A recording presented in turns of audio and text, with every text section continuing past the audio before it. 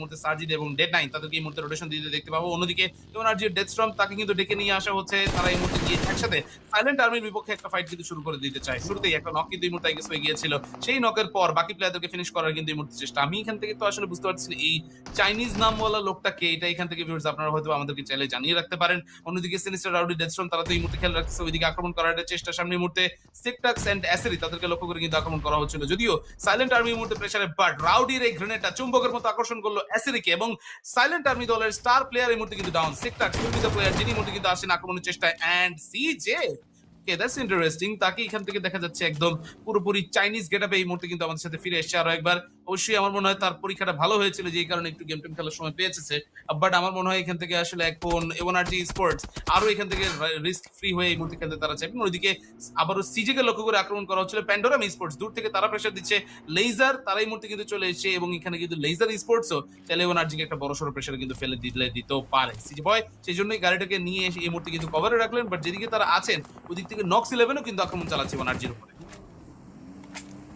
অবশ্যই সেই দিকটা সামলানোর চেষ্টা করে যাবে নক্স ইলেভেন, যাতে কোনোভাবে ডমিনেট করতে না পারে সেই দিকটা অবশ্যই খেয়াল রাখতে হবে। এবং এই পাশে কিন্তু দেখতে পারা যাচ্ছে এওয়ানার্জি স্পোর্টস তারা অলরেডি কিন্তু বেটার একটা পজিশন ধরার চেষ্টা করেছে। এখানে কিন্তু ভেহিকেলের কোনো অভাব নেই, ঠিক মতো কিন্তু একটা দুটো ভেহিকেল ব্লাস্ট করা গেল, অন্যগুলোকে কিন্তু ডজ করে অন্য কোথাও বোঝার বাহিরে এরকম সিচুয়েশন গুলো আসলে হয়ে যাচ্ছে এই ম্যাচে। আপাতত এওয়ানার্জি স্পোর্টস তারা কিন্তু অবস্থান নিয়েছেন, সামনে কিন্তু রয়েছে লেজার স্পোর্টস, খুবই সুন্দরভাবে ফাইট নিতে হবে। স্যাম অলরেডি ডাউন, মোল্লা তিনি কিন্তু অবস্থান করছে ডিজের কভারে, তার সাথে কিন্তু ফাইট নিতে হবে।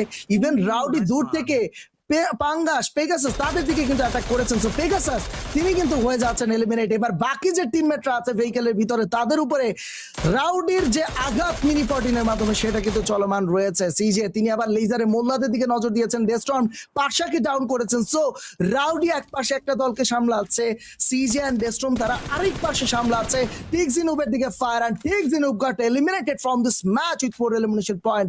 এভারজি স্পোর্টস জায়গায় জায়গায় থেকে এলিমিনেশন পিক করে যাচ্ছে, কনফিডেন্সের একদম চূড়ায় তারা অবস্থান করছেন। এখন জোনের কোন পজিশন আছে এটা কিন্তু দেখতে হবে। বাট এই পাশে একের ভিতরে আমি কিন্তু বেশ কয়েকটা প্লেয়ার দেখতে পাচ্ছিলাম PL4 তারা এখানে কিন্তু অবস্থান করছিলেন, বাট তাদেরকে এখানে কি এলিমিনেট করে দেওয়া যায় কিনা নজর কিন্তু আমার মনে হচ্ছে এই মুহূর্তে আরো কিছু গ্রেনেডিং আমরা এই মুহূর্তে কিন্তু হতে দেখতে পাবো। কে এইচ এর প্লেয়াররা আছেন, সিএমএফ এর কিন্তু মধ্যে থেকে আবার দুইজন ডাউন, সো দুইজন এই মুহূর্তে কিন্তু প্রেসারে পড়ে যাচ্ছেন, এন্ড এটা তাদেরকেও কিন্তু বড় একটা এই মুহূর্তে বিপদে কিন্তু ঠেলে দিতেও পারে। So we will have to watch out. এর ভিতরে ভিউয়ার স্কুল বয় তাকে দেখতে পাওয়া যাচ্ছে পেছনে এই মুহূর্তে কিন্তু দিনে চলে যাবেন। কোকিমকে যে করে হোক আগে রিভাইভ কিন্তু করে নেওয়া দরকার হবে এই মুহূর্তে।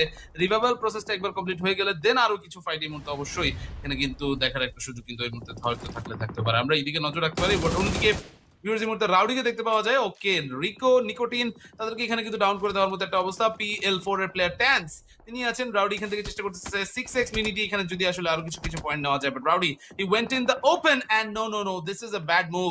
Tends was able to get the knockout and finishing এই মুহূর্তে কিন্তু হচ্ছে দিয়ে দিতে হবে সিনিস্টার। তিনি এখান থেকে অবশ্যই একটা টিমমেটকে এখানে পাঠানো হতে পারে যাতে করে রাউডিকে আরো একবার রিভাইভ করে ফেলা যায়। দেখা যাক রাউডি এই মুহূর্তে সুযোগটা পান কিনা। বাট অন্যদিকে এই মুহূর্তে এওয়ানার্জি এর কম্পিটিশনে যারা আছে সেদিকে দেখা যাচ্ছে সামনে আছেন প্যান্ডোরাম, সামনে আছেন CMF, VA Vikings, Knox 11, PL4 and KH এই দলগুলো কিন্তু থাকবে। বাট আমরা টপ 7 এ যে পজিশনে আছি লাস্ট পর্যন্ত বলা কঠিন, শেষে কারা গিয়ে বিজয় হয়। রাউডিকে রিভাইভ করার জন্য ডেথস্টর্ম নিজের সর্বস্ব বাজি দিয়ে চলে গেল সামনে এই মুহূর্তে, এবং রিভাইভ প্রসেসটা কমপ্লিট হয়ে যাওয়ার পর জোনটাকে এই মুহূর্তে কিন্তু প্রায়োরিটাইজ করতেই হবে তাদের। সো এখানে কিন্তু এখন 4 জন প্লেয়ার বাঁচিয়ে রাখাটা কতটা গুরুত্বপূর্ণ সেটা আমার মনে হয় আলাদা করে আর বলার কিছুই নাই।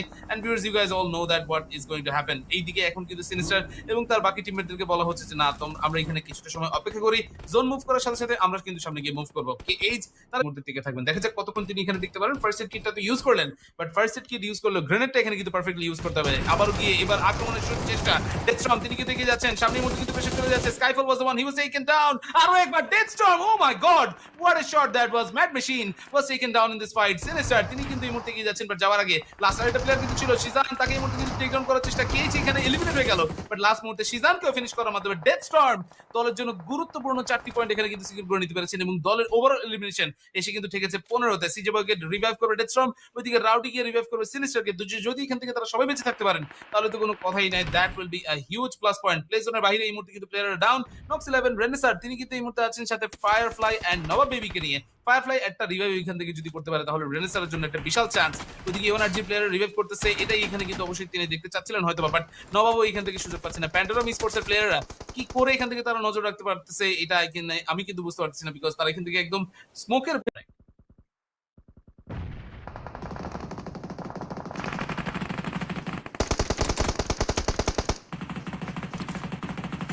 Okay, I cannot hear Mohammedul once again.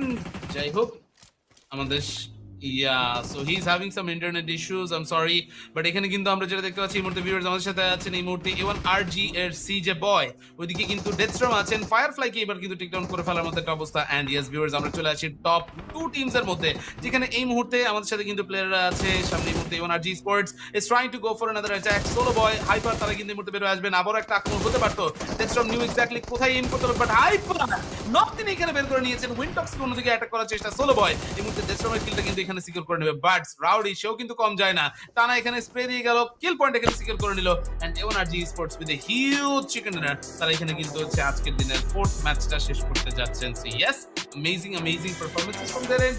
And এটাই এখানে কিন্তু একটা হিউজ প্লাস পয়েন্ট তাদের জন্য হবে। 21 elimination, 31 points from this single game, amazing staff. যেটা গিয়ে ইউজুয়ালি দেখা যায় ফ্ল্যাশকে এই মুহূর্তে কিছুটা ছুটি দেওয়া হলো, ফ্ল্যাশ এখানে পরবর্তী ম্যাচে আবার সে আমাদের সাথে যখন চলে আসবে তখন তাকে নিয়েও এখানে আছে 6টি এলিমিনেশন। এবং আমরা এখান থেকে গিয়ে দেখতে পাচ্ছি ডেথস্টর্ম তিনি কিন্তু 5টি এলিমিনেশন পয়েন্ট এখানে কিন্তু বাহিরেই চলে যাচ্ছে। সো আসলে পয়েন্ট ওভার নিতে পারে আছে, সেগুলো কিন্তু হয়েছে প্লেয়ারদের over comparison. A1RG mister rowdy from A1RG, so অবশ্যই আশা থাকবে পরবর্তী ম্যাচেও এইরকম।